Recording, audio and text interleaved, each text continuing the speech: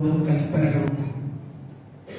കഴിവിന്റെ പരമാവധി പഠിക്കുകയും മനസ്സിലാക്കുകയും അതനുസരിച്ചുകൊണ്ട് ജീവിതം തത്വയോടുകൂടി അഥവാ സൂക്ഷ്മതയോടുകൂടി മുന്നോട്ട് കൊണ്ടുപോകുകയെന്ന് ആദ്യത്തെയും തുടർന്ന് നിങ്ങളെയും ഉണർത്തുകയാണ്, വസിയത്ത് ചെയ്യുകയും. അല്ലാഹു സുബ്ഹാനഹു വ തആല ഈ ഭൂമിയിൽ നമുക്കെല്ലാം എത്ര വർഷമാണോ അവധി കണക്കാക്കിയിട്ടുള്ളത്, ആ സമയമത്രയും തഖ്വയിൽ അധിഷ്ഠിതമായ ജീവിതം നയിക്കുവാനും അള്ളാഹുവിന്റെ സന്നിധിയിലേക്ക് മടങ്ങുന്ന സന്ദർഭത്തിൽ ലാ ഇലാഹ ഇല്ലല്ലാഹ് എന്ന കലിമ ചൊല്ലിക്കൊണ്ട് അവരിലേക്ക് മടങ്ങുവാനും വിചാരണ ചെയ്യുന്ന നാളിൽ വിജയികളായി തീരുന്ന വിശ്വാസികളുടെ കൂട്ടത്തിൽ ഉൾപ്പെടാനും അള്ളാഹു നമുക്കെല്ലാം തൗഫീഖ് നൽകി നമ്മയെല്ലാം അനുഗ്രഹിക്കുമാറാകട്ടെ.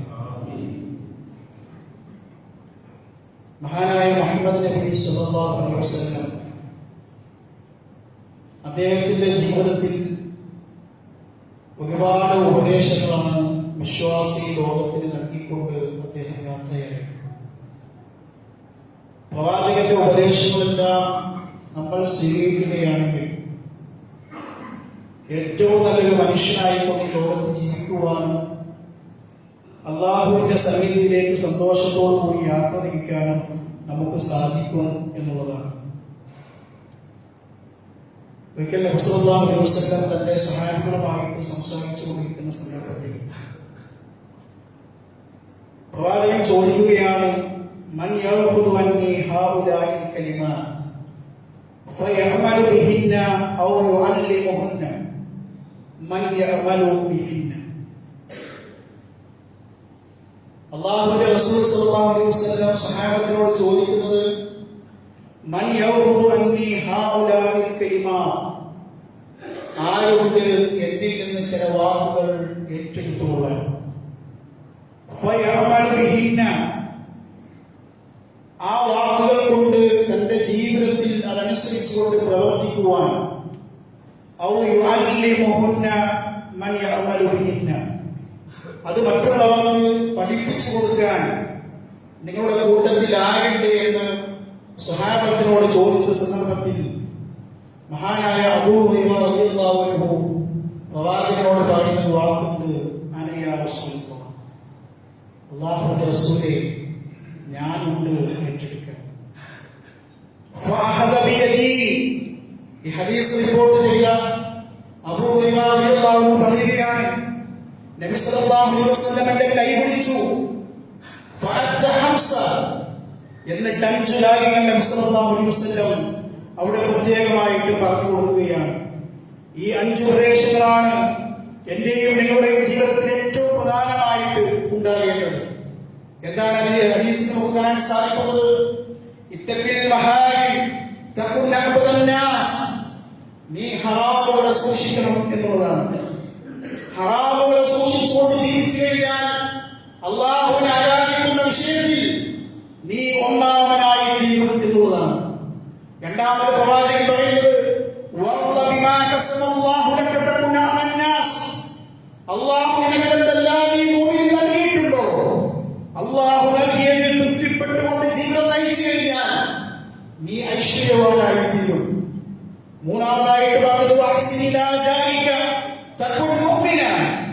നീ നിന്റെ അയൽവാസിയോട് ഏറ്റവും നല്ല നിലയിൽ പെരുമാറി കഴിഞ്ഞാൽ നീ വിശ്വാസിയായി തീരും.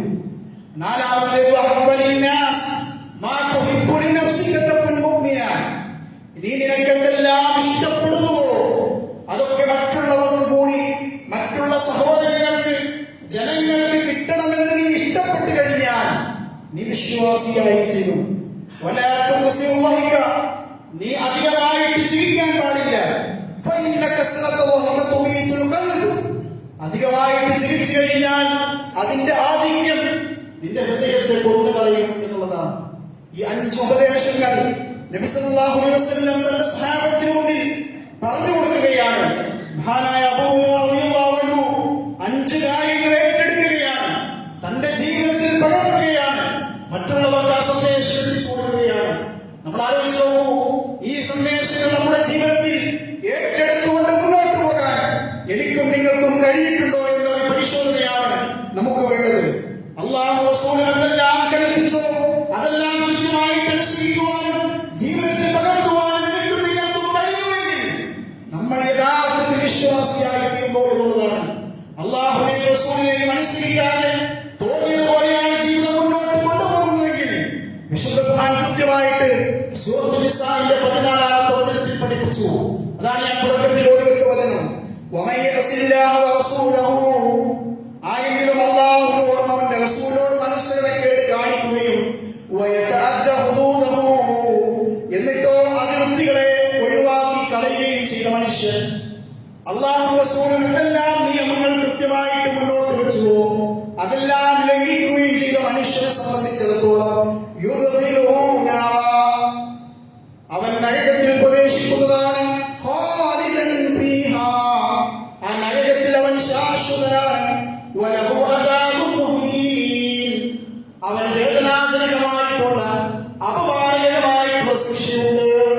വിശുദ്ധ ഖുർആൻ കൃത്യമായിട്ട് പഠിപ്പിച്ചത്. അല്ലാഹു റസൂൽ എന്തെല്ലാം പഠിപ്പിച്ചുവോ അത് കൃത്യമായിട്ട് അനുസരിക്കാൻ ഒരു വിശ്വാസി എന്നതിലേക്ക് ഞാനും നിങ്ങളും ബാധ്യസ്ഥരാണ്.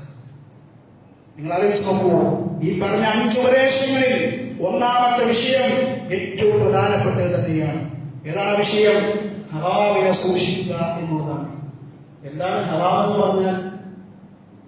എന്തെല്ലാം നിഷിദ്ധമാക്കിയിട്ടുണ്ടോ ആ നിഷിദ്ധമാക്കിയ കാര്യങ്ങൾ ഒരിക്കലും നമ്മുടെ ജീവിതത്തിലേക്ക് കടന്നു വരാൻ പാടില്ല. റസൂലുള്ളാഹി സ്വല്ലല്ലാഹു അലൈഹി വസല്ലം വിശദീകരിക്കുന്നത് എന്തൊക്കെയാണ്? ഒന്ന്, കണ്ണുകൾ നോട്ടമാണ്. കണ്ണുകൊണ്ട് ഹറാമ് കാണും. ആലോചിച്ച് നോക്കണം. നമ്മൾ ഇന്നത്തെ കാലഘട്ടത്തിൽ മൊബൈൽ ഫോൺ എടുത്തുകൊണ്ട് നമ്മൾ കാണുന്ന കാഴ്ചകൾ എന്തെല്ലാമാണ് എന്നൊരു സ്വന്തം മനസ്സാക്ഷിയോട് നമ്മൾ ചോദിച്ചു നോക്കേണ്ടതുണ്ട്. വഴിയിലൂടെ യാത്ര ചെയ്യുന്ന സമയത്ത് ഏതെല്ലാം രൂപത്തിൽ നമ്മുടെ നോട്ടങ്ങൾ എത്തിപ്പെടുന്നു? ഹറാമിലേക്കാണോ? ഗൗരവത്തിൽ നമ്മൾ ശ്രദ്ധിക്കേണ്ടതുണ്ട്. ഒരു നിലക്കും നോട്ടം അങ്ങോട്ട് പോകാൻ പാടില്ല. അതുപോലെ തന്നെ അള്ളാഹുവിന്റെ റസൂൽ പറഞ്ഞ സ്ത്രീകളുടെ അഴിഞ്ഞാട്ടം,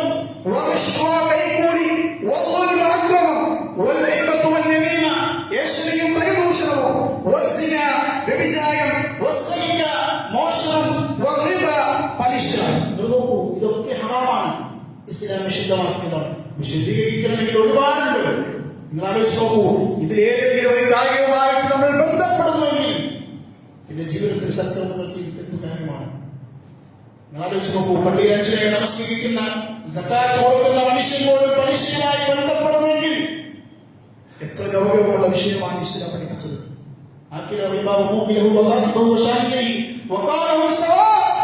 അള്ളാഹുവിന്റെ റസൂൽ പറഞ്ഞു, പലിശ വാങ്ങുന്നവൻ, കൊടുക്കുന്നവൻ, എഴുതി വെക്കുന്നവൻ, സാക്ഷി വെക്കുന്നവൻ എല്ലാവരും സമന്മാരാണ്. വീട് വെക്കാൻ, മക്കളെ പഠിപ്പിക്കാൻ, വാഹനം വാങ്ങാൻ നിങ്ങൾ ലോൺ എടുക്കുന്നുവെങ്കിൽ, പലിശയുമായി ബന്ധപ്പെടുന്നുവെങ്കിൽ ആലോചിച്ച് നോക്കേണ്ടതുണ്ട്. എന്തിനാണ് നമ്മുടെ ജീവിതത്തിൽ നമ്മൾ സംക്രമണം ചെയ്യുന്നത്?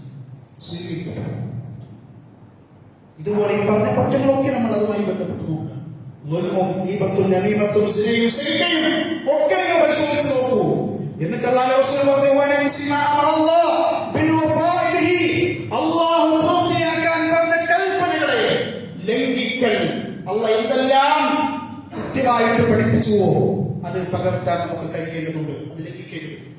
ഒരു വിശ്വാസി എന്ന നിലക്ക് അതനുസരിക്കാൻ നമ്മുടെ ബാധ്യതയാണ്. അള്ളാഹു എന്തെല്ലാം കൃത്യമായിട്ട് ബന്ധങ്ങൾ ചേർക്കാൻ പഠിപ്പിച്ചോ ആ ബന്ധങ്ങളെ മുറിച്ചു കളയും. അത് ഹറാമാണ്. മാതാപിതാക്കൾ ഇന്നത്തെ കാലഘട്ടത്തിൽ വലിച്ചെറിയുന്ന, മാതാപിതാക്കൾക്ക് യാതൊരു പരിഗണനയില്ലാത്ത ഒരു കാലഘട്ടമാണ് ഇന്നത്തെ ഈ തലമുറ എന്നുള്ളത്. ആലോചിച്ച് നോക്കൂ. എത്രയോ ആളുകൾ തെരുവിലേക്ക് ആട്ടപ്പെട്ടു കഴിഞ്ഞു. എത്ര സഹോദരങ്ങൾ തന്റെ സജീവമായിട്ട് വഴിയിലൂടെ നടന്നു പോകുന്നു. ഒന്ന് സംസാരിച്ചു നോക്കൂ. ഏതെങ്കിലും സഹോദരനോട് നിങ്ങൾ വീട്ടിൽ നിന്ന് നാട്ടിപ്പോത്താക്കി എന്ന് പറയപ്പെടുന്നു. എനിക്കനുഭവമുണ്ട്. മംഗലാപുരത്ത് ഹുക്കുമ കഴിഞ്ഞ് റെയിൽവേ സ്റ്റേഷനിലേക്ക് പോകുമ്പോ ഒരു മനുഷ്യന്റെ അടുക്കൽ വന്നുകൊണ്ട് പണം ചോദിച്ചു. ഞാൻ ചോദിച്ചു, എന്തിനാണ് നിങ്ങൾക്ക് പണം? ഇയാൾ പണം ചോദിച്ചു കഴിഞ്ഞാൽ നമ്മൾ ആവശ്യം ചോദിക്കുക. പൈസ കൊടുത്തു കഴിഞ്ഞാൽ പൈസ എന്തെങ്കിലും കാര്യത്തിൽ പോയി ചോദിച്ചോ എന്താണ് വിഷയം? പറഞ്ഞു, ഭക്ഷണം കഴിച്ചിട്ട് 2 ദിവസമാണ്. അപ്പൊ അത് ഭക്ഷണം വാങ്ങിത്തരാം. ഹോട്ടലിൽ നിന്ന് ഒരു പാക്കറ്റ് ഭക്ഷണവും തെപ്പി വെള്ളവും വാങ്ങി അദ്ദേഹത്തിന് കൊടുത്തു. ഒരു മിനിറ്റ് കൊണ്ട് വന്നില്ല, ആ ഭക്ഷണവും വെള്ളവും അദ്ദേഹം മുഴുവൻ കഴിച്ചു. ഞാൻ ചോദിച്ചു, എങ്ങനെ നിങ്ങൾ ഇവിടെ എത്തി? മലയാളിയാണല്ലേ. എന്നെ കണ്ടപ്പോൾ അദ്ദേഹത്തിന് മലയാളിയെ തോന്നി സംസാരിച്ചതാണ്, ചോദിച്ചതാണ്. ഭക്ഷണം കൊടുത്തു, എല്ലാം സംസാരിച്ചിട്ട് അദ്ദേഹം പറഞ്ഞത് ഒരുപാട് വർഷക്കാലം ഗൾഫിൽ ജീവിതം നയിച്ച മനുഷ്യനാണ്. കേരളത്തിലെ കണ്ണൂർ ജില്ലയിലാണ് അവള്. ഒന്നുമില്ലാത്ത കാലഘട്ടത്തിൽ സ്വന്തമായിട്ട് വീടും സ്ഥലവും ഇല്ലാത്ത മനുഷ്യൻ പ്രവാസിയായിട്ട് ഒരുപാട് വർഷങ്ങൾ അവിടെയെല്ലാം ജോലി ചെയ്ത് നാട്ടിൽ സ്ഥലവും വീടും വാങ്ങി മക്കളെ വിവാഹം വേണ്ടി ചതിച്ചു. എന്നിട്ട് എല്ലാവർക്കും സൗകര്യം എത്തിക്കഴിഞ്ഞപ്പോ വാപ്പവർക്ക് ഭാരമായി വീട്ടിൽ നാട്ടിൽ പുറത്താക്കിയതാണ്. ഞാനെത്ര വിഷമിച്ചു, വല്ലാത്തൊരു സങ്കടമായി. ജീവിതത്തിൽ എനിക്കിട്ടായിട്ടില്ല. നിങ്ങൾ ആലോചിച്ച് നോക്കൂ, ഒരു മനുഷ്യൻ 30 വർഷങ്ങൾ വിദേശത്ത് ജോലി ചെയ്ത് നാട്ടിൽ സമാധാനത്തോടുകൂടി കഴിയാൻ കഴിയുന്നില്ലെങ്കിൽ എങ്ങനെയാണ് സഹോദര മുസ്ലിമായ മനുഷ്യ നിനക്ക് നിന്റെ കുടുംബത്തിൽ ബാധ്യതയുണ്ടാവുക? വളർന്നു വരുന്ന മക്കൾ ആ നിലയിലേക്ക് തന്നെയല്ലേ കണ്ടുവരുന്നത്? ഞാൻ സൂചിപ്പിച്ചത് ഒരു ചെറിയ വിഷയം മാത്രം. കുടുംബ ബന്ധങ്ങൾ നമ്മൾ ശക്തിപ്പെടുത്തണം. ബുദ്ധിമുട്ടുകൾ, പ്രയാസങ്ങൾ ഉണ്ടാവും. ആവശ്യപരമായിട്ട് നമ്മളോട് യോജിക്കാത്ത മാതാപിതാക്കൾ ഉണ്ടാവും. അവിടെ എന്ത് ചെയ്യണം? സഹായ സഹകരണങ്ങളാവാം, കുഴപ്പമില്ല, സഹായിക്കണം. അന്ധവിശ്വാസത്തിൽ വിശ്വസിക്കുന്ന പിതാക്കളുമാണെങ്കിൽ അവരെ കൈവിട്ടു പോകാൻ ശ്രമമില്ല. അവർക്ക് വേണ്ടി ചെയ്തു കൊടുക്കേണ്ടത് മക്കളെന്ന നിലക്കുള്ള ബാധ്യതയാണ്. പറഞ്ഞു വന്നത് അള്ളാഹു ചേർക്കാൻ പറഞ്ഞ ബന്ധങ്ങളെ കൃത്യമായിട്ട് ചേർത്തിക്കൊണ്ട് മുന്നോട്ട് പോകാൻ നമുക്ക് കഴിയണം. കാണരുത് എന്ന് പറഞ്ഞാൽ കാണാൻ പാടില്ല, കേൾക്കാൻ പാടില്ല എന്ന് പറഞ്ഞാൽ കേൾക്കരുത്. എന്തെല്ലാം വിശുദ്ധമായി പറഞ്ഞോ നിബന്ധനകളായിട്ട് മുന്നോട്ട് വെച്ചോ അനുസരിക്കേണ്ട നമ്മുടെ ബാധ്യതയാണ്. അള്ളാഹുവിന്റെ അതിർത്തികളെ ലംഘിക്കാൻ പാടില്ല എന്ന് വിശുദ്ധ കൃത്യമായിട്ട് പറഞ്ഞിട്ടുണ്ട്.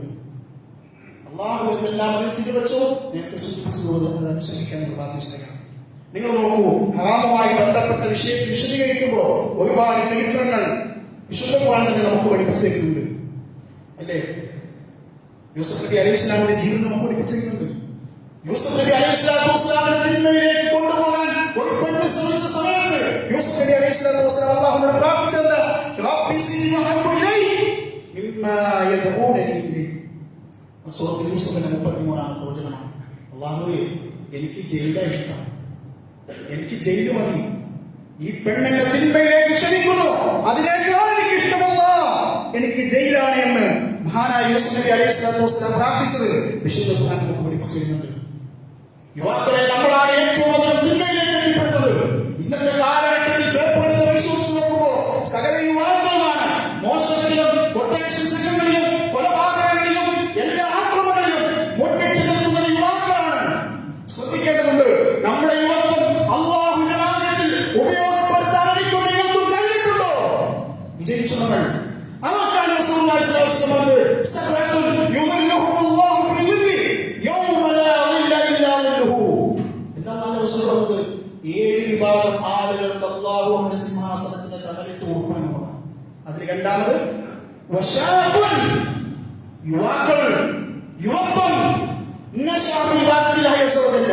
അല്ലാഹുവിന്റെ കൽപ്പന അനുസരിച്ചുകൊണ്ട് തന്റെ യുവത്വം മുന്നോട്ട് കൊണ്ടുപോയ ആളുകൾക്ക് ആ പരലോകത്ത് സൂര്യൻ തലക്ക് തൊട്ടുവീഴെ നിൽക്കുന്ന സമയത്ത് വിയർപ്പിൽ മുങ്ങിക്കുളിച്ച് നിൽക്കുന്ന സന്ദർഭത്തിൽ അല്ലാഹു സിംഹാസനത്തിന് തന്നിട്ട് കൊടുക്കുന്ന രണ്ടാമത്തെ വിഭാഗമാണ് യുവാക്കൾ.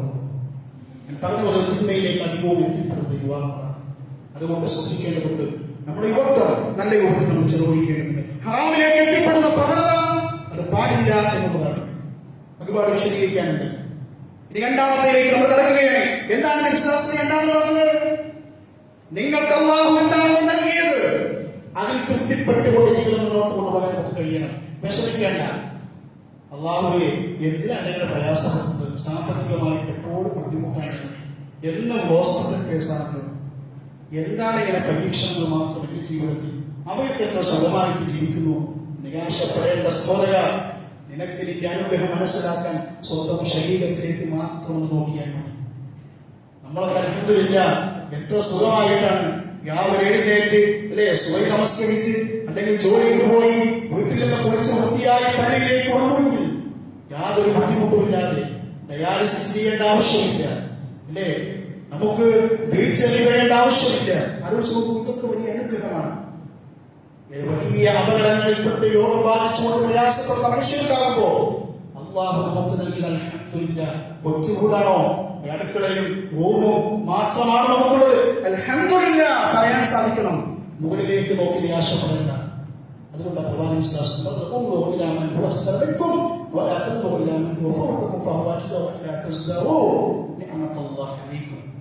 നിങ്ങൾ നിങ്ങളെക്കാൾ പ്രയാസം അനുഭവിക്കുന്ന ആളുകളിലേക്ക് നോക്കുക, അല്ലെ? വലിയ ഊടൊക്കെ വെച്ച് അതിലേക്കല്ല നോക്കേണ്ടത്.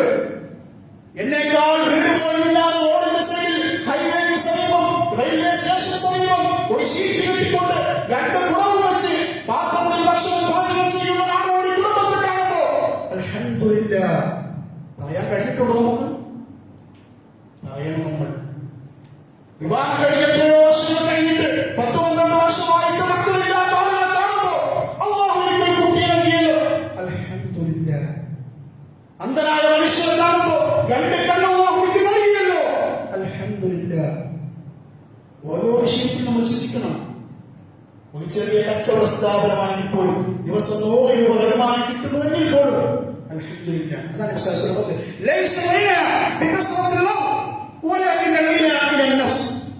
ചരക്കുകളുടെയും ഉൽപ്പന്നങ്ങളുടെയും ആധിക്യമല്ല സമ്പന്നത എന്നുള്ളത്. ഏറ്റവും വലിയ സമ്പന്നത എന്താണ്? മനസ്സിന്റെ ധന്യതയാണ്. രാത്രി കിടക്കുമ്പോഴേ പ്രാർത്ഥനയൊക്കെ ചെല്ലിയ അൽഹംദുലില്ലാഹ്, അല്ലാഹു കടവും ഇല്ലല്ലോ, എത്ര സമാധാനമാണ്. മകളെ കല്യാണം കഴിപ്പിച്ചയച്ച് ലക്ഷങ്ങൾ വായ്പ വാങ്ങി അല്ലെങ്കിൽ ലോൺ എടുത്ത് സ്ത്രീധനവും കൊടുത്ത് വിവാഹം കഴിപ്പിച്ചയച്ച പിതാവ് രാത്രി എങ്ങനെയാണ് മനസ്സമാധാനത്തോട് കിടക്കുന്നത്? നിങ്ങൾ ആലോചിച്ചു നോക്കൂ. ഏറ്റവും നല്ലത് മനസ്സിന്റെ ധന്യതയാണ് സമാധാനം, സമ്പത്ത് എന്ന് റസൂലുള്ളാഹി സ്വല്ലല്ലാഹു അലൈഹി വസല്ലം പറഞ്ഞിട്ടുണ്ട്. അതുകൊണ്ട് നമ്മൾ ശ്രദ്ധിക്കണം. അല്ലാഹു നമുക്ക് എന്ത് നൽകിയോ തൃപ്തിപ്പെടാൻ എനിക്കും നിങ്ങൾക്കും കഴിയേണ്ടതുണ്ട് എന്നുള്ളതാണ്. മൂന്നാമത്തെ വിഷയം എന്താണ്? അയൽവാസിയോട് നന്നായിട്ട് പെരുമാറണം. നമ്മുടെ അയൽവാസികൾ എത്ര ആളുകൾ? നമ്മൾ ആലോചിച്ച് നോക്കൂ. എന്റെ വീടിന്റെ മുന്നിലും പിന്നിലും വലതു ഭാഗത്തും ഇടതു ഭാഗത്തും താമസിക്കുന്ന കുടുംബാംഗങ്ങളെ എനിക്ക് തീർച്ചയായിട്ടും അറിയാം എന്ന് പറയാൻ കഴിയുന്ന എത്ര ആളുകൾ നമ്മുടെ കൂട്ടത്തിലുണ്ട്? നോക്കൂ, നിങ്ങൾ ഫ്ലാറ്റിൽ താമസിക്കുന്ന ആളുകൾക്ക് പോലും തൊട്ടടുത്ത് താമസിക്കുന്ന ആളുകൾ അറിയില്ല.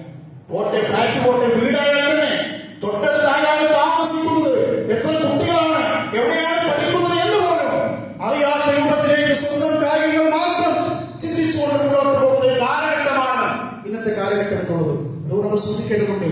അയൽവാസിയോട് നമ്മൾ പാലിക്കേണ്ട മര്യാദകളൊക്കെ നമ്മുടെ സംസാരത്തോട് ശ്രദ്ധിക്കണം. വേദനിപ്പിക്കരുത്. നാവ് കൊണ്ട് വേദനിപ്പിക്കലാണ് ഏറ്റവും വലുത്, അല്ലേ? ഞാൻ ആലോചിച്ച് നോക്കൂ. നബിസ്വല്ലല്ലാഹു പെണ്ണ് മരിച്ച സമയത്ത് പറഞ്ഞില്ലേ, ഈ അവൾ നരകത്തിലാണ്. അപ്പൊ സഹാബികൾ ചോദിച്ചു, എന്താ നബിയെ? ആ പെണ്ണ് തന്റെ നാവ് കൊണ്ട് അയൽവാസി ഏറ്റവും അധികം വേദനിപ്പിച്ചിരുന്നു. പ്രവാചകന് വഹി അറിയിച്ചു കൊടുത്തതാണ്. ജിബ്രീൽ അലൈഹിസ്സലാത്തു വസ്സലാം പറഞ്ഞുകൊണ്ടാണ് ആ പെണ്ണ് നരകത്തിന് മാത്രമുള്ളതാണ്. ആ ശിക്ഷ അനുഭവിക്കാനുള്ള കാരണമാണ്. എന്റെ കാരണം നാവ് കൊണ്ട് അയൽവാസിയെ വേദനിപ്പിച്ചു എന്നുള്ളതാണ്. നമ്മൾ ശ്രദ്ധിക്കണം. നമ്മുടെ നാവ് കൊണ്ട് ഒരു മനുഷ്യനെയും നമ്മൾ വേദനിപ്പിക്കാൻ പാടില്ല. പറഞ്ഞ വാക്ക് ഒരിക്കലും നമുക്ക് തിരിച്ചെടുക്കാൻ കഴിയില്ല. പറഞ്ഞ വാക്ക് ഒരിക്കലും നമുക്ക് തിരിച്ചെടുക്കാൻ കഴിയില്ല എന്നുള്ളതാണ് നമ്മൾ പ്രത്യേകം ശ്രദ്ധിക്കേണ്ടതുണ്ട്. അയൽവാസിക്ക് പ്രത്യേകമായിട്ട് നമ്മുടെ വീട്ടിൽ ഭക്ഷണം ഉണ്ടാക്കി കഴിഞ്ഞാൽ കൊണ്ടുപോയി കൊടുക്കേണ്ടതുണ്ട്. അവർ പട്ടിണി കിടക്കുമ്പോൾ വയറിനടച്ച് ഭക്ഷണം കഴിക്കാൻ പാടില്ല. ഇതൊക്കെ പഠിച്ച് മനസ്സിലാക്കിയ നമ്മളാണ്. ജിബ്രീൽ അലൈഹിസ്സലാത്തു വസ്സലാം പ്രവാചകൻ സ്വല്ലല്ലാഹു അലൈഹി വസല്ലമയോട് അയൽവാസിയുമായിട്ടുള്ള ബാധ്യതകളെ സംബന്ധിച്ച് സംസാരിക്കുന്ന ഘട്ടത്തിൽ പ്രവാചകൻ പറയുന്നുണ്ട്, എന്റെ സ്വത്തിന്റെ ഒരു ഭാഗം അയൽവാസിക്ക് കൊടുക്കേണ്ടി വരുമോ എന്ന് പോലും ഞാൻ ചിന്തിച്ചു പോയി. അത്രത്തോളം ബന്ധമാണ് അയൽവാസിയെ പറയുന്നത്.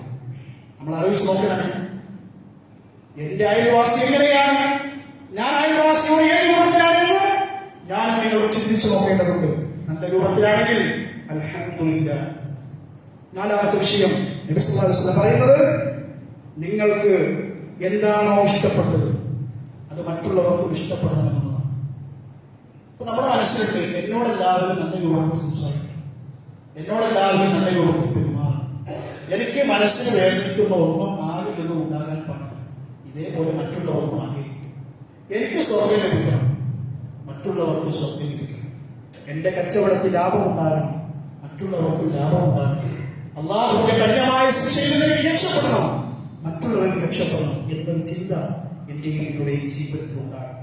അല്ലാതെ ഞാൻ വളർന്നുകൊണ്ട് മറ്റുള്ളവർ തകർന്നു പോകട്ടെ, അവനെന്തെങ്കിലും ആയിക്കൊള്ളട്ടെ, പാടില്ല.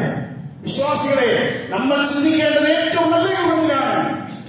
നമുക്കെന്താണോ ജീവിതത്തിൽ വേണ്ടത് അതിന് മറ്റുള്ളവർക്ക് നമ്മൾ ആഗ്രഹിക്കണം എന്നുള്ളതാണ്.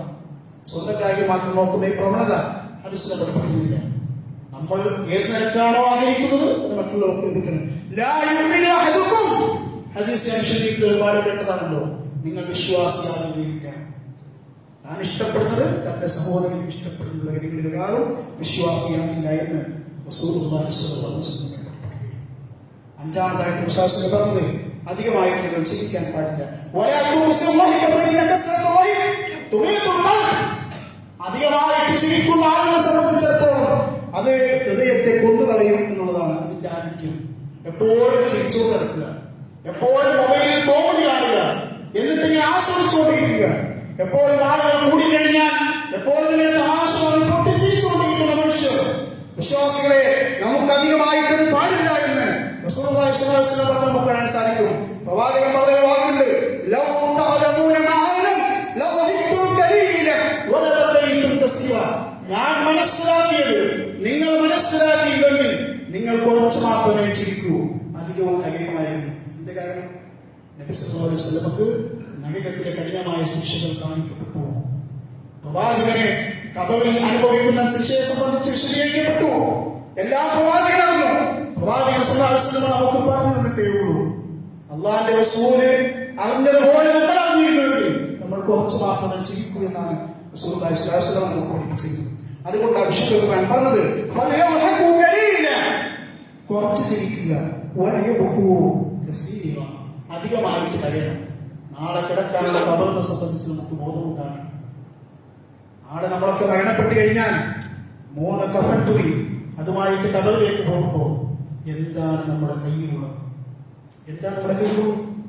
ജീവിതത്തിൽ ഒരുപാട് സമ്പാദിച്ച സൽക്കർമ്മങ്ങളുമായിട്ട് നമുക്ക് തിരിച്ചു പോകാൻ സാധിക്കും. ഈ കാര്യങ്ങൾ നമ്മൾ ശ്രദ്ധിക്കേണ്ടതുണ്ട്. 5 പ്രധാനപ്പെട്ട ഉപദേശങ്ങൾ എന്റെയും നിങ്ങളുടെയും ജീവിതത്തിൽ കൊണ്ടുവരാൻ നമ്മളെല്ലാവരും തയ്യാറാവുക. ആ നിലക്ക് വിശ്വാസികളാണ് അല്ലാഹു സുബ്ഹാനഹു വ തആല ഈ ഉപദേശങ്ങൾ ഏറ്റെടുക്കുവാനും ജീവിതത്തിൽ പകർത്തുവാനും മറ്റുള്ളവർക്ക് എത്തിച്ചു കൊടുക്കാനും നമുക്കെല്ലാം തൗഫീഖ് നൽകി നമ്മയെല്ലാം അനുഗ്രഹിക്കുമാറാകട്ടെ.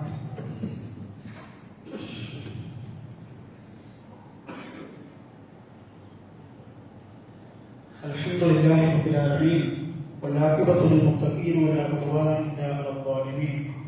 അഊദു ബില്ലാഹി മിനശ് ശൈത്വാനിർ റജീം. ബിസ്മില്ലാഹിർ റഹ്മാനിർ റഹീം. യാ അയ്യുഹല്ലദീന ആമനൂ ഇത്തഖുല്ലാഹ ഹഖ തുഖാതിഹി വലാ തമൂതുന്ന ഇല്ലാ വഅൻതും മുസ്ലിമൂൻ. സ്നേഹമുള്ള വിശ്വാസികളെ, വിശ്വാസികളെ, അള്ളാഹുവിന്റെ വിവരങ്ങൾ ജീവിതത്തിന്റെ എല്ലാ മേഖലയിലും അനുസരിച്ചുകൊണ്ട് ചിട്ടയോടുകൂടി ജീവിതം മുന്നോട്ട് കൊണ്ടുപോകണമെന്ന് ഒരിക്കൽ കൂടി എന്നെയും നിങ്ങളെയും പ്രത്യേകമായി ഉണർത്തുകയും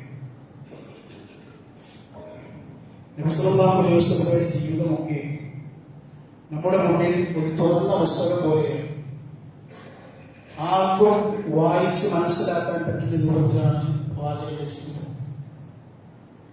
ഇന്നത്തെ കാലഘട്ടത്തിൽ വിശുദ്ധ ഖുർആനും ഹദീസും ഒക്കെ ദുർവ്യാഖ്യാനം ചെയ്യുന്ന അവസ്ഥ നമുക്ക് ലോകത്ത് പലയിടത്തും കാണാൻ സാധിക്കും എന്നുള്ളതാണ്. പ്രവാചക ചരിത്രം വരെ വളച്ചൊടിക്കുന്ന ആളുകൾ ലോകത്ത് കടന്നു വരുന്നുണ്ട്. പ്രവാചകന്റെ ജീവിതം എന്തിനു വേണ്ടിയിട്ടായിരുന്നു?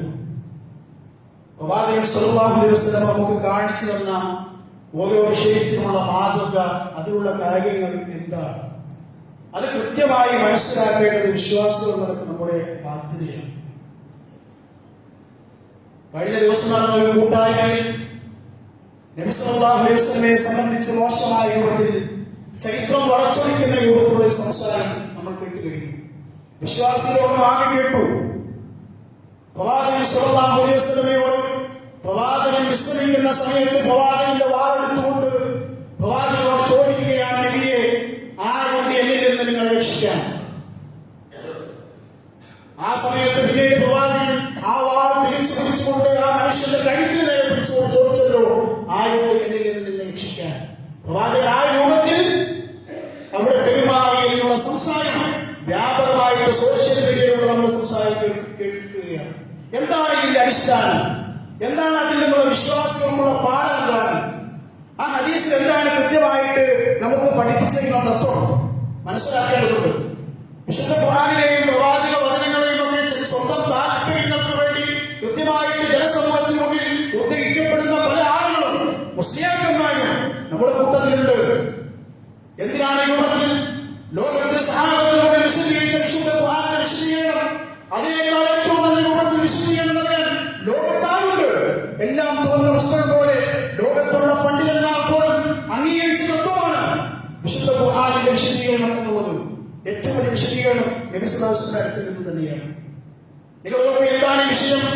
എന്താണ് ഈ സംഭവം? ഈ സംഭവത്തിൽ നിന്ന് വിശ്വാസികൾക്ക് പഠിക്കാനുള്ള പാഠം എന്താണ് നമ്മൾ മനസ്സിലാക്കേണ്ടതുണ്ട്. ഹിജ്റ 4-ാം വർഷമാണ് ഈ സംഭവം നടക്കുന്നത്. മഹാനായ ജാബിർ റളിയല്ലാഹു അൻഹു റിപ്പോർട്ട് ഹദീസിൽ കാണാം, റസൂലുള്ളാഹി സ്വല്ലല്ലാഹു അലൈഹി വസല്ലം ബിദാത്തിലോ നബി സല്ലല്ലാഹു അലൈഹി വസല്ലം ഞങ്ങൾ യാത്രയിൽ ഒരു താഴ്വരയിലെത്തി. ഫൈദാ അതൈനാ അലാ ശജറത്തിൻ വലീല, ഒരു തണലുള്ള വൃക്ഷത്തിന്റെ അടുത്താണ് ഞങ്ങൾ എത്തിയത്. തറക്കിനാഹാ റസൂലുള്ളാഹി സ്വല്ലല്ലാഹു അലൈഹി വസല്ലം, പ്രവാചകൻ ആ തണലിൽ ഞങ്ങൾ എത്തി. ആ വലിയ തണലിൽ കിട്ടുന്ന മനുഷ്യനായ പ്രവാചകൻ ഞങ്ങൾ എത്തി. ബഹുദൈവ വിശ്വാസികളിൽപ്പെട്ട ഒരു മനുഷ്യൻ പ്രവാചകന്റെ അടുക്കലേക്ക് വന്നു. ആ മനുഷ്യന്റെ പേരെന്താണ്? ഔസ് ഇബ്നുൽ ഹാരിസ് എന്നാണ്. ഔസ് ഇബ്നുൽ ഹാരിസ് എന്ന വ്യക്തി മുശ്രിക്കുകളുടെ കൂട്ടത്തിൽപ്പെട്ട വ്യക്തി അങ്ങോട്ട് കടന്നു വന്നു. റസൂലുള്ളാഹി സ്വല്ലല്ലാഹു അലൈഹി വസല്ലം മുഅല്ലഖ ബിശജറ, പ്രവാചകൻ സ്വല്ലല്ലാഹു അലൈഹി വസല്ലം വാൾ ആ മരത്തിൽ ഇങ്ങനെ തൂക്കിയിട്ടിരുന്നു. ആ വാള് തൂക്കിയിട്ടു എന്നിട്ട് പ്രവാചകൻ വിശ്രമിക്കുകയാണ്. ഈ മനുഷ്യൻ വന്നു, ആ മരത്തിൽ നിന്ന് ആ വാളെടുത്തു. എന്നിട്ട് ചോദിച്ചു നബിയോട്, നിങ്ങൾക്ക് എന്നെ പേടിയില്ലേ? നബി സല്ലല്ലാഹു അലൈഹി വസല്ലം ഇല്ല. ആ മനുഷ്യൻ പറഞ്ഞു, മുഹമ്മദ്, എന്നിൽ നിന്ന് നിന്നെ രക്ഷിക്കാൻ ആരുണ്ട്? പിന്നെയുള്ള വാചകമാണ് അവർ എടുത്തുപിടിക്കേണ്ടത്. അള്ളാഹു എന്ന സലാസല 3 പ്രാവശ്യം പറഞ്ഞു. അള്ളാഹു എന്നെ സഹായിക്കും, അള്ള എന്നെ രക്ഷിക്കും. ആ സമയത്ത് ആ മനുഷ്യന്റെ കയ്യിൽ നിന്ന് വാള് താഴെ വന്നു. പ്രവാചകൻ ആ വാളെടുത്തു. എന്നിട്ട് ചോദിച്ചു, എന്നിൽ നിന്ന് നിന്നെ രക്ഷിക്കാനായുണ്ട്? താങ്കൾ നല്ലൊരു മനുഷ്യനാണ്, താങ്കളല്ലാതെ മറ്റാരും എന്നെ രക്ഷിക്കാനില്ല, താങ്കൾക്ക് എന്നെ രക്ഷിക്കാൻ കഴിയുകയുള്ളൂ എന്ന് ആ മനുഷ്യൻ പറയുകയാണ്. നിങ്ങൾ ആലോചിച്ച് നോക്കൂ, ഈ ഹദീസാണ് ആളുകളുടെ മുമ്പിൽ ഒരു മനുഷ്യൻ ദുർവ്യാഖ്യാനം ചെയ്തത്. കാലഘട്ടത്തിന് മുന്നിൽ, ഈ സമൂഹത്തിന് മുന്നിൽ, പൊതുതലമുറക്ക് മുന്നിൽ ഹദീസ് കൃത്യമായിട്ട് ഉദ്ധരിച്ച് ജനങ്ങൾക്ക് വിശദീകരിച്ചു കൊടുക്കേണ്ടത് സലഫികൾ എന്ന നിലയ്ക്ക് നമ്മുടെ ബാധ്യത തന്നെയാണ്. എന്താണ് ഇതിൽ നിന്ന് മനസ്സിലാവുന്നത്?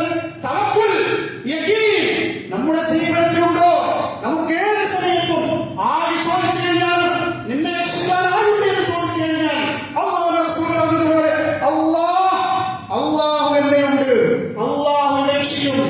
അതുകൊണ്ടാണല്ലോ മനുഷ്യർ കയ്യിൽ നിന്ന് വാങ്ങുന്നത്. നിങ്ങൾ നോക്കൊരു വിശ്വാസം അള്ളാഹു കൊടുത്തിന് വാക്കുണ്ട്. എന്താണ്?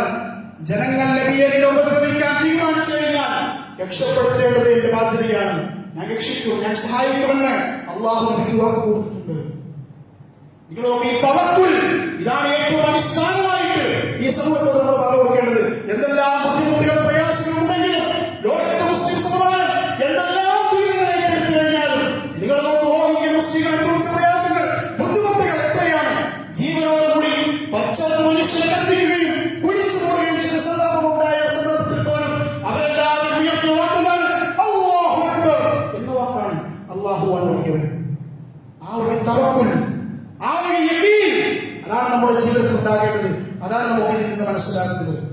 പിന്നീട് ആ മനുഷ്യനോട്, ആ വാളെടുത്ത് പ്രവാചകന്റെ നേർക്ക് വന്ന ആ മനുഷ്യനോട് പ്രവാചകൻ വാളെടുത്തുകൊണ്ട് ചോദിച്ച സമയത്ത് അദ്ദേഹം പറഞ്ഞു, നബിയെ, നിങ്ങളെല്ലാവരും എന്നെ രക്ഷപ്പെടുത്താൻ. പിന്നീട് അതിന്റെ വാക്യം നോക്കുക. നബി സല്ലല്ലാഹു അലൈഹി വസല്ലം പറയുകയാണ്, അല്ലാഹു അല്ലാതെ മറ്റാരുമില്ലായിരുന്നു, ഞാൻ അള്ളാഹുവിന്റെ ദൂതനാണെന്ന് വിശ്വസിക്കാൻ നീ തയ്യാറാണ്? ആ മനുഷ്യൻ പറഞ്ഞു, ഞാൻ തയ്യാറല്ല. നബി എന്താ ചെയ്തത്? വാളെടുത്ത് അദ്ദേഹത്തെ ഒട്ടിയില്ല.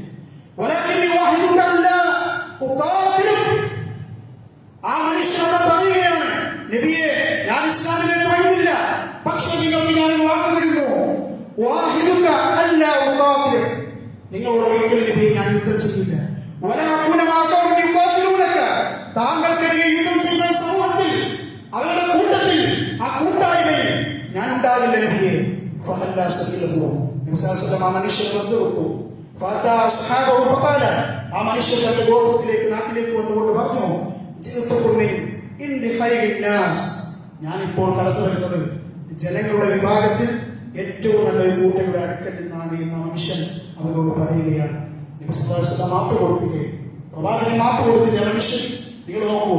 പിന്നെ എന്തിനാണ് പ്രവാചകൻ ഈ രൂപത്തിൽ ജനങ്ങൾക്ക് മുന്നിൽ മോശക്കാരനായി ചിത്രീകരിക്കുന്നത്? ആരെങ്കിലും വാളെടുത്തുകൊണ്ട് നമ്മൾ വെട്ടാൻ ശ്രമിച്ചാൽ അങ്ങോട്ട് തിരിച്ചടിക്കുകയല്ല ചെയ്യേണ്ടത്. അത് ഏത് രാഷ്ട്രീയ പാർട്ടിയാണെങ്കിലും സംഘടനയാണെങ്കിലും നമ്മൾ മുസ്ലിങ്ങൾ എന്നൊക്കെ നമ്മൾ ചെയ്യേണ്ടത് മനസ്സിലാക്കേണ്ടത് ഏറ്റവും പ്രധാനപ്പെട്ട കാര്യമുണ്ട്.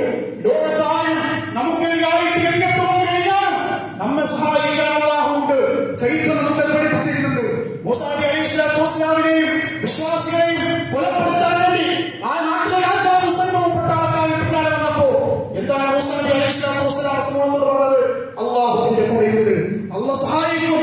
ഈ കടലിന്റെ മുന്നിലെത്തിയ സമൂഹത്തിൽ അല്ലാഹു സഹായിക്കുമെന്ന കൃത്യമായ ആ തവക്കുൽ ആയിക്കി. അതാണ് നമ്മുടെ ജീവിതത്തിൽ ഉണ്ടാകേണ്ടത്. നമ്മുടെ കൂട്ടത്തിൽ ഏതെങ്കിലും ഒരു മുസ്ലിമിനെ, ഒരു കൂട്ടത്തിൽപ്പെട്ട വ്യക്തിയെ കൊലപ്പെടുത്തി കഴിഞ്ഞാൽ അപ്പൊ തന്നെ മറ്റുള്ളവരെ കൊലപ്പെടുത്തുക, ആ ഒരു സമ്പ്രദായം ഇസ്ലാം പഠിപ്പിക്കുന്നില്ല. അങ്ങനെ സമ്പ്രദായമില്ല. കൊലക്ക് കൊല ഇല്ല. ആരിങ്ങോട്ട് ആക്രമിച്ചു കഴിഞ്ഞാലും ക്ഷമിക്കാൻ ഇസ്ലാം പഠിപ്പിക്കുന്നുണ്ട്. ഇസ്ലാം പഠിപ്പിക്കുന്ന ആദർശമാണ്. വിശുദ്ധ ഖുർആനിലെ വചനമുണ്ടാണ്, ഒരു മനുഷ്യനെങ്ങാനും ആരെങ്കിലും കൊലപ്പെടുത്തുകയാണെങ്കിൽ ലോകത്തുള്ള മുഴുവൻ മനുഷ്യരെയും കൊലപ്പെടുത്തുന്നതിന് തുല്യമാണ്. ഒരു മനുഷ്യനെ ജീവിക്കാൻ അനുവദിച്ചു കഴിഞ്ഞാൽ ലോകത്തുള്ള മുഴുവൻ മനുഷ്യരെയും ജീവിക്കാൻ അനുവദിച്ചതിന് തുല്യമാണ് എന്ന് പഠിപ്പിച്ച വിശുദ്ധ ഖുർആനിന്റെ അനുയായികളാണ് നമ്മൾ. അതുകൊണ്ട് കൃത്യമായിട്ട് കാര്യങ്ങൾ മനസ്സിലാക്കണം. കാര്യങ്ങൾ പഠിച്ച് മനസ്സിലാക്കിക്കൊണ്ട് സമൂഹത്തോട് വിശദീകരിക്കേണ്ടതുണ്ട്. ഇത് മനസ്സിലാക്കാത്ത ആളുകൾക്ക് വേണ്ടിയിട്ടാണ് ഈ സംഭവം. ഹദീസ് ഇമാം ബുഖാരി കൃത്യമായിട്ട് ഉപയോഗിക്കുന്നുണ്ട്. ഇതിന്റെ വിശദീകരണം നമുക്ക് കാണാൻ സാധിക്കും.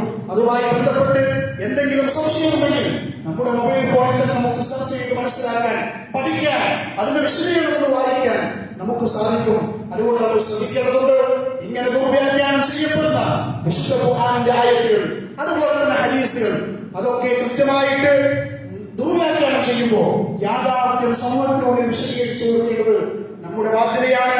മനസ്സിലാക്കേണ്ടത് വിശ്വാസികൾ തലത്തിൽ നമ്മുടെ ബാധ്യതയാണ് എന്ന് മനസ്സിലാക്കുക.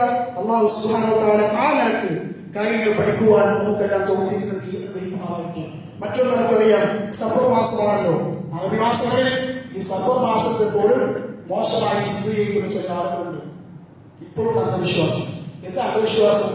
സഫർ മാസത്തിലെ അവസാനത്തെ ബുധനാഴ്ചയാണ് ഒരു വർഷത്തേക്കുള്ള സകല തിന്മകളും ഉണ്ടാകുന്നത്. ഇതായി പഠിപ്പിച്ചു. ഇതെവിടെ കിട്ടി? എന്തിനാണ് ഈ സമൂഹത്തിൽ സോഷ്യൽ മീഡിയ വഴി വ്യാപകമായിട്ട് ഇങ്ങനെ കള്ളത്തരങ്ങൾ പ്രചരിപ്പിച്ചുകൊണ്ടിരിക്കുന്നത്?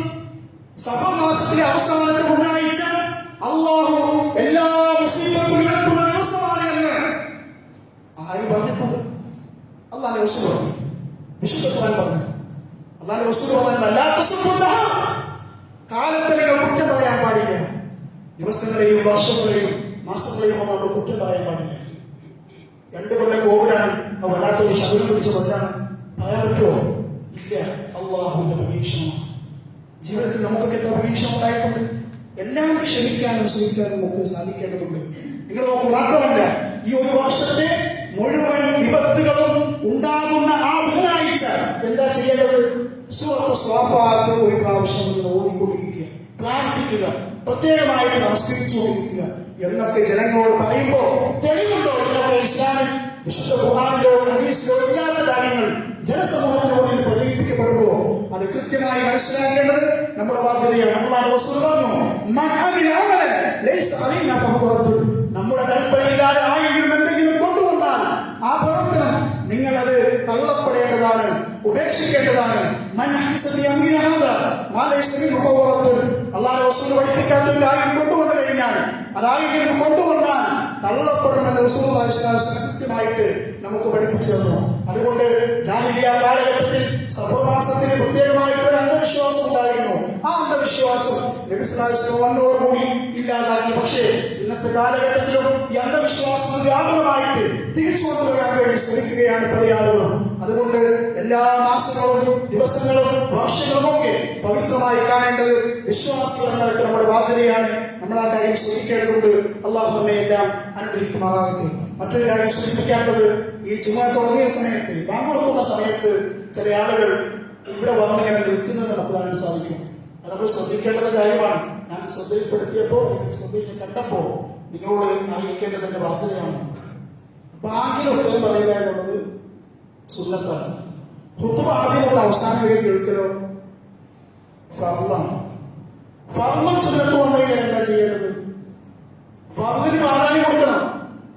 ഇഖാമത്ത് വിളിക്കപ്പെട്ടു കഴിഞ്ഞാൽ ഫർള് നമസ്കാരത്തിന്, ഇഖാമത്ത് വിളിക്കപ്പെട്ടു കഴിഞ്ഞാൽ വിശ്വാസം സുന്നത്ത് നമസ്കാരം വേഗം അവസാനിപ്പിക്കണം.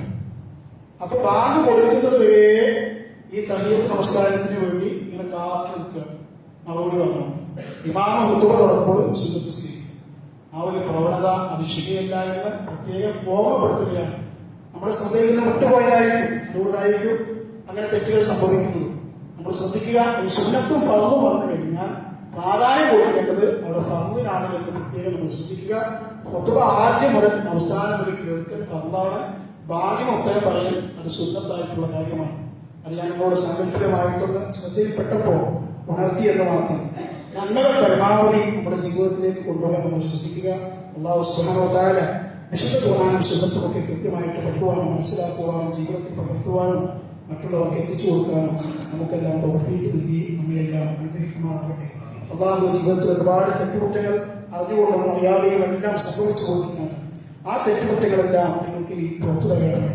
നാളെ പരലോകത്ത് ഹാജരാക്കപ്പെടുന്ന സന്ദർഭത്തിൽ വിജയികളായിരിക്കുന്ന വിശ്വാസികളുടെ കൂട്ടത്തിൽ നിങ്ങളെല്ലാം ഉൾപ്പെടുത്തി അനുഗ്രഹിക്കണമേ. അള്ളാഹുവെ പ്രാർത്ഥിക്കുവാൻ വേണ്ടി ഒരു സഹോദരൻ ആവശ്യപ്പെട്ടിട്ടുണ്ട്. പല നിലക്കും അവരുടെ കുടുംബത്തിൽ ബുദ്ധിമുട്ടുകൾ, പ്രയാസങ്ങൾ, രോഗം ബാധിച്ചുകൊണ്ട് കഴിയുന്ന ആളുകൾ, അവർക്കെല്ലാം പ്രാർത്ഥിക്കുവാൻ പലരും ആവശ്യപ്പെട്ടിട്ടുണ്ട്. അള്ളാഹുവെ അവർക്കെല്ലാം എത്രയും പെട്ടെന്ന് ശിഫ നൽകി അനുഗ്രഹിക്കണമേ. അള്ളാഹുവെ ഞങ്ങളുടെ വീടുകളിൽ, ആശ്രമത്തിൽ ഞങ്ങൾക്ക് വേണ്ടപ്പെട്ട ആളുകൾ, ഞങ്ങളുടെ കുടുംബക്കാർ, ഞങ്ങളുടെ സുഹൃത്തുക്കൾ പലരും പ്രയാസം അനുഭവിച്ചു പോയി കഴിയുകയാണ്. അള്ളാഹുവെ എല്ലാവർക്കും എത്രയും പെട്ടെന്ന് ശിഫ നൽകി അനുഗ്രഹിക്കണം. അള്ളാഹുവെ കടം കൊണ്ട് പ്രയാസപ്പെടുന്ന ആളുകൾ നമ്മുടെ കൂട്ടത്തിലുണ്ട്. ആ കടങ്ങളെല്ലാം വിട്ടുപോകാനും സമാധാനത്തോടെ കുടുംബജീവിതം മുന്നോട്ട് കൊണ്ടുപോകാനും ഈ തൗഫീഖ് നൽകി അനുഗ്രഹിക്കണമേ. അള്ളാഹുവെ നാളെ പരലോകത്ത് ഹാജരാക്കപ്പെടുന്ന സന്ദർഭത്തിൽ ഒരു ഭാഗത്ത് സ്വർഗത്തിലേക്ക് മറ്റൊരു ഭാഗത്ത് നരകത്തിലേക്ക് കൊണ്ടുപോകുമ്പോൾ സ്വർഗത്തിലേക്ക് ആനയിക്കപ്പെടുന്ന വിശ്വാസികളുടെ കൂട്ടത്തിൽ ഞങ്ങളെല്ലാം ഉൾപ്പെടുത്തി അനുഗ്രഹിക്കണമേ. പ്രവാചകന്മാരും സഹാബികളും കടന്നുപോകുന്ന സ്വർഗത്തിന്റെ ഉന്നതമായ ജന്നാത്തുൽ ഫിർദൗസിൽ പ്രവേശിക്കുവാനും ശാശ്വതമായി കഴിഞ്ഞുകൂടാനും നിങ്ങൾക്കെല്ലാം തൗഫീഖ് നൽകി അനുഗ്രഹിക്കണം. സഹോദരങ്ങളെ, നമ്മുടെ ഇന്നത്തെ കളക്ഷൻ നമ്മുടെ പള്ളിക്ക് വേണ്ടിയിട്ടുള്ളതാണ്. നമ്മുടെ പള്ളി മറ്റു പള്ളികളൊക്കെ വെച്ച് നോക്കുമ്പോൾ എത്രയോ മനോഹരമായിട്ടുണ്ട്. ഒരുപാട് 2-3 വർഷങ്ങൾക്ക് മുമ്പാണ് ഞങ്ങളുടെ ഒത്തുക നടത്തിയത്. ഇപ്പൊ എത്രയോ മനോഹരമായി. അൽഹംദുലില്ലാഹ്, എല്ലാവർക്കും സ്തുതിക്കാം. അതുകൊണ്ട് ഈ പള്ളിക്ക് എല്ലാ നിലക്കും ഇതിന്റെ പരിപാലനത്തിന് വേണ്ടി, മറ്റുള്ള കാര്യങ്ങൾക്ക് വേണ്ടിയുള്ള കളക്ഷൻ ഇന്ന് നടക്കുന്നുണ്ട്. ഇതിനൊക്കെ ആത്മാർത്ഥമായിട്ട് നമ്മൾ സംഭാവന ചെയ്യുക. നമ്മൾ നേരത്തെ സൂചിപ്പിച്ചതുപോലെ 7 വിഭാഗത്തിൽ തള്ളിവിട്ടും അതിലൊരു വിഭാഗം പള്ളിയുമായിട്ട് ഹൃദയബന്ധം പുലർത്തിയ ആളുകളാണ്. നമ്മൾ ശ്രദ്ധിക്കുക. കൊടുത്തു കഴിഞ്ഞാൽ ഈ തുക നമ്മൾ പള്ളിക്ക് കൊടുത്തു കഴിഞ്ഞാൽ ഓരോ മനുഷ്യരും ഇവിടെ വന്ന് നമസ്കരിക്കുമ്പോൾ അതിന്റെ പ്രതിഫലം നമ്മളറിയാതെ നമ്മുടെ അക്കൗണ്ടിലേക്ക് വന്നുകൊണ്ടിരിക്കുകയാണ്. അതുകൊണ്ട് ആ കാര്യത്തിലേക്ക്, പള്ളിയുടെ പരിപാലന ഫണ്ടിലേക്ക്, കളക്ഷനിലേക്ക് നമ്മളെല്ലാവരും ഉദാരമായിട്ട് സംഭാവന ചെയ്യുക. അള്ളാഹു എല്ലാവരും സ്വീകരിക്കുമാറാകട്ടെ.